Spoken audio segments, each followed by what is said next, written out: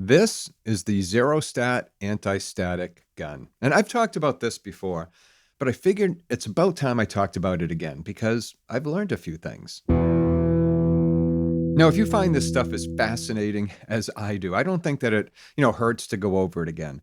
And also, I have a couple of things that I didn't have before when I first talked about the Zerostat.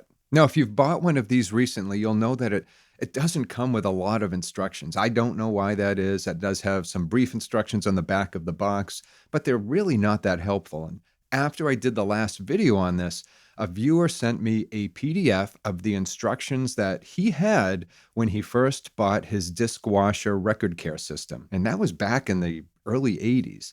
And part of that system was a Zerostat gun. Here, the instructions are laid out pretty cleanly. And there's an additional piece of advice, one that's never mentioned with the current iteration of the product. And when you hear about it, it makes perfect sense. And I'll get to that in a moment. The other thing I have is this. It's a patent, and it's patent number 3997817. And it's a patent for this, a device for neutralizing the charge on statically charged surfaces. Specifically, this.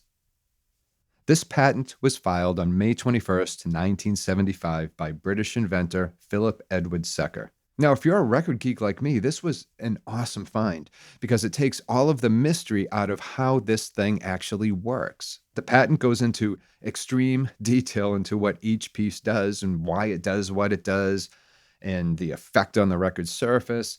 And, to be honest, I should probably frame this picture and put it up in the vinyl room. I love this. And if you're still out there, Mr. Secker, thank you for this. Now, I'm not going to get into the minutiae of every little part inside of this, so I'm going to just keep things at a macro level.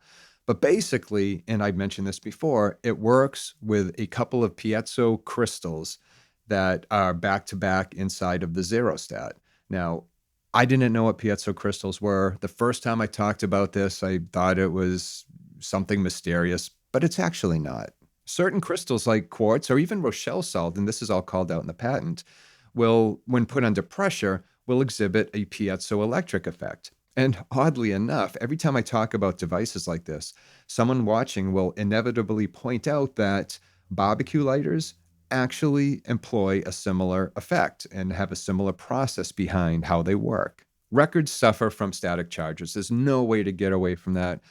Vinyl records are an insulator, or vinyl is an insulator. So when you pull it out of its sleeve or rub a dry brush across its surface, you're going to create a static charge, and static attracts dust. And when dust gets in that groove, you're going to hear that pop and that crackle and sometimes that hiss.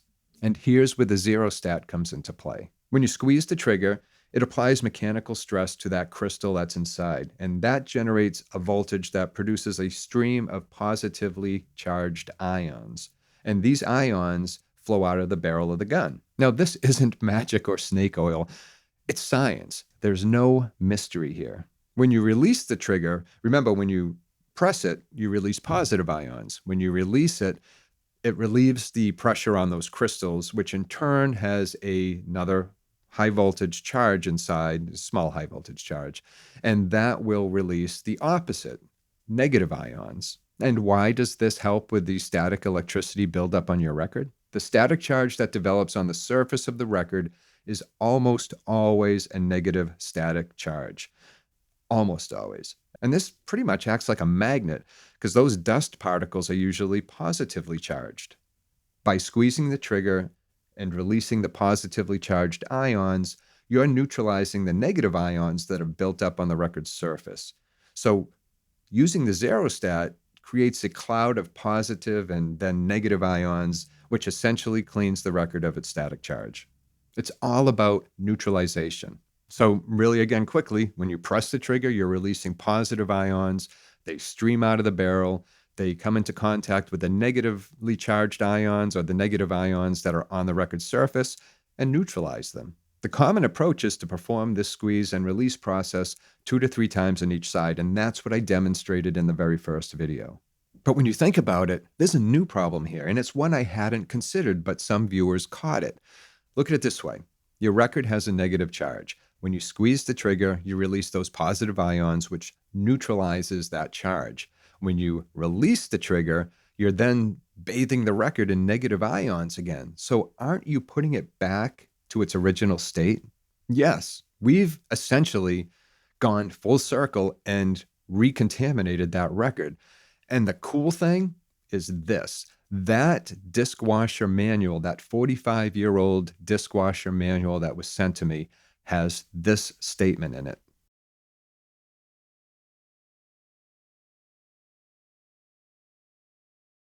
Well, what do you make of that? Well, based on this logic, when you release the trigger, point it away from the record. Make sure that you're not recontaminating the record's surface. It makes perfect theoretical sense.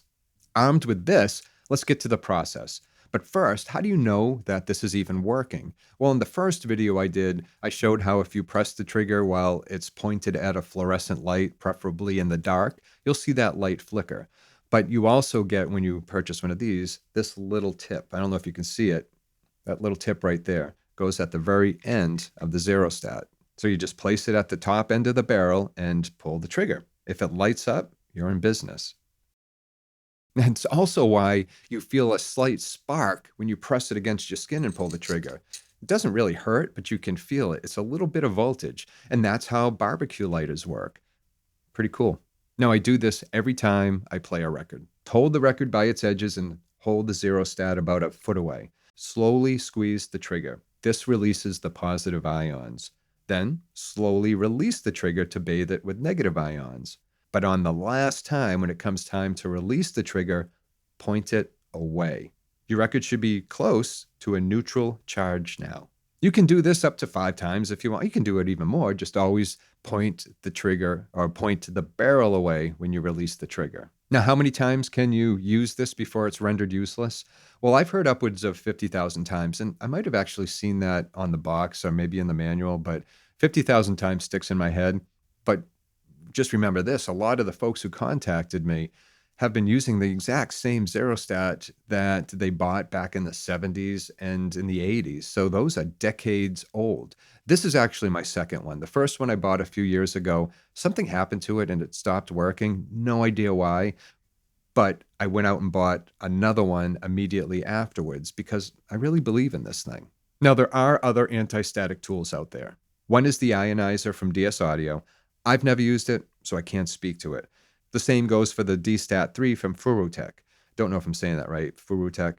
But anyways, both are a bit expensive. Another one that I have used, and I've even reviewed it here, is the Humming Orbit. It's effective, but I found myself going back to the Zerostat because it's simple, it's easy to use, and it's quick. The Humming Orbit takes like 90 seconds or something. This is fast. And for only $70, it's really not much to ask for a tool that's going to last decades and doesn't require batteries or a power supply. It only requires the squeeze of a trigger. And that's about it. If you found this information helpful at all, please, hit like and subscribe. It does help the channel. Also, I have a weekly newsletter. I've mentioned it before, but there are some big things happening with the newsletter that if you join, you'll find out about. There's some pretty cool things that I'm hoping to do and hoping to build upon.